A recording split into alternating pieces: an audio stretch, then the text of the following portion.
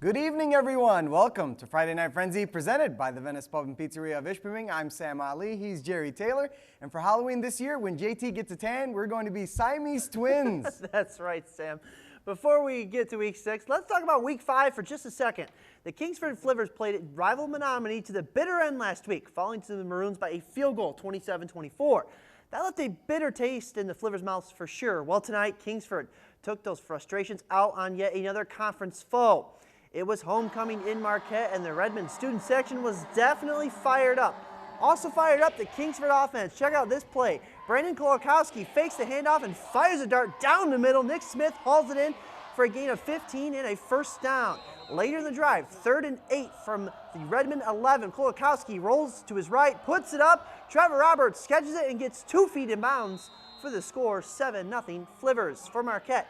3rd and long. The snap goes over the head of Scott Tripp and into the end zone.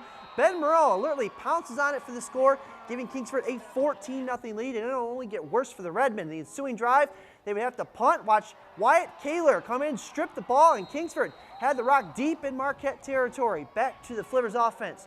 3rd and goal from inside the 1. Matt Hall pounds it up the middle for 6. 21-0 Flivers after 1.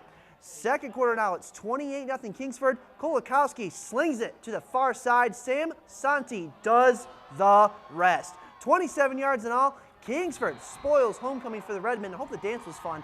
49-7, the final score. Let's check out this first scoreboard, first of many scoreboards on the evening. It was Menominee hosting Escanaba, and the Maroons are really enjoying that top spot in the UPSSA Big 5 poll. They knock off the Eskimos tonight, 45-7. Menominee, Sam, get this, has now made the playoffs 20 straight years. Ken Hofer, Joe Noah, the head coaches in that span. Munising on the road tonight as they faced off against Red Deer, and they get a much-needed win, 42-0 the final in that one. Thomas Hyde, 24 carries, 214 yards, and 5 touchdowns for the Mustangs, all in the first half. Let's head to Negaunee as Paul Jacobson and the Miners look to stay undefeated. Facing Norway, the Knights scored on the first play of the game, and Negaunee was looking to respond. 3rd down and Owen Lahoy and stonewalled by Caleb Tinky, and the Knights get the ball back. Then on 3rd down, the Miners get a defensive stop of their own, led by Shane Ring. The offense gets the ball back and drives all the way down to the 1-yard line. Then it's nothing more than a formality as George Johnson punches it in for 6. Coach Jacobson elects to go for 2, and Eric Hurst, he's going to roll out, and Ring tips it to himself and scores. Miners up 8-7. Negaunee would get a Packer Bowman interception, and then on the ensuing drive, a few plays later, it's Jeffrey Matthews. Mr. Matthews, get to class, Mr. Matthews. Hey, go. 65-yard touchdown for Matthews. Negaunee tops Norway 44-7. The Miners 6-0. They play Ishpeming next week. Ooh, that should be fun. To Westwood now, as Scott Sergula calmly directs his quarterback against Gwynn. Second quarter, Patriots up 8-6, and the Model Towners going for it on 4th down near the end zone. Kevin Roberts to Desmond Boogren, no good.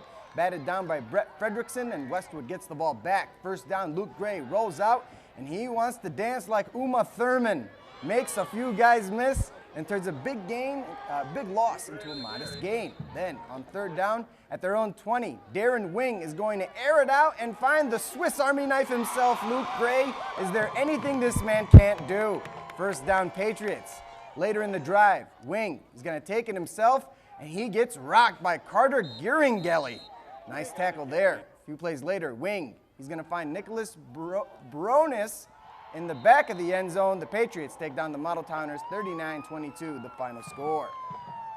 Let's check out some more scores. Iron Mountain put on a dominant effort against Manistee as they shut out the Emeralds 54-0. Despite trailing 22-0 at the half, Calumet scored 40 unanswered points in the second half to knock off West Iron County 40-22. And in Lance, the Purple Hornets blast Ironwood and put on a show for the home crowd.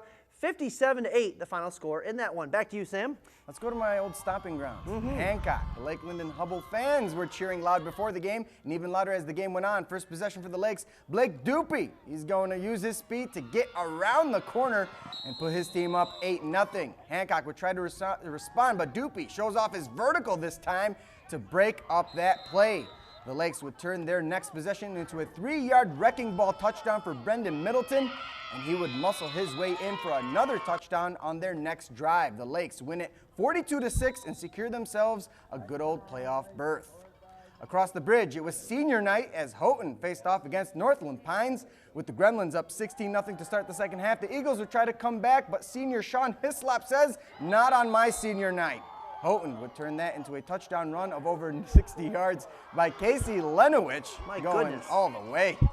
The Eagles would find their way to the scoreboard, though, thanks to a nice roll-up pass, Leo Calix to Cody Godleski.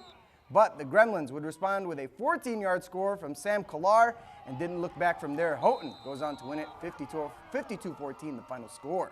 More scores, Sam. Let's go back to the scoreboards. Bark River Harris hosted Hurley, and it's a big win for the out-of-staters as they beat the Broncos 52-34 in Harris. Hurley, a very, very good team. The first loss of the season for Bark River Harris. So BRH is no longer undefeated.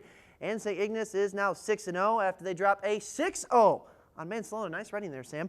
60-0 the final in that one. Back to the goods. North Dickinson with their usual, pregame huddle, we like to call it, taking on the Gogibic Miners tonight. Don't get hurt. In Felch. The Miners fumbled the opening kickoff, and North Dickinson recovered the fumble. Right out of the gates, it's number 7, Noah Berg. Watch this run. Berg keeps his legs moving, and he would not be denied the end zone. Touchdown, Nordics. The Miners would get their hands on the ball, but not for very long. Austin Alexa pops it loose. Devin Wagner dives on that hot potato. And once again, the Nordics were in business. And tonight, business was G-O-O-D good. Garrett O'Neill chucks it upfield. Noah Berg in range. 15-7 for 6. North Dickinson up big after 1, and they win big.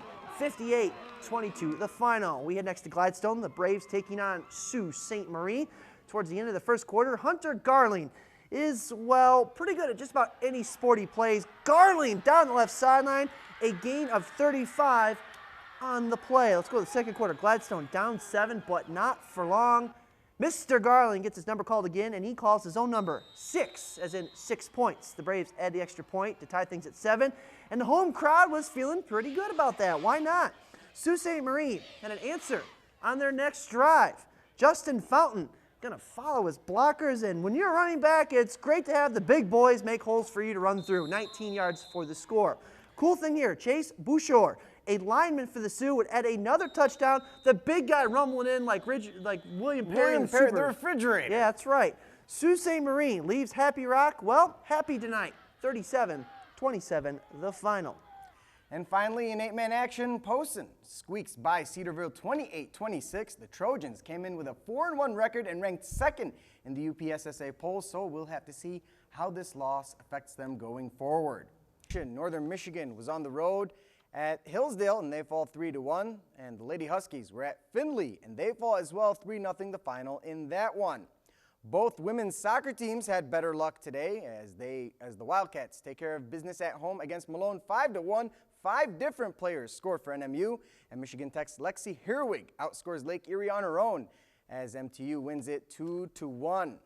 Some college hockey news this week as Michigan Tech senior forward Alex Patan has been named to the College Hockey News preseason All-America second team. He adds that distinction to his All-WCHA honor he received last week. Patan is a co-captain of this year's squad. He enters this season with 102 career goals off of 41 goals and 61 assists. The Huskies will hold their annual inter-squad game tomorrow at 6 p.m. at the John McInnes Student Ice Arena.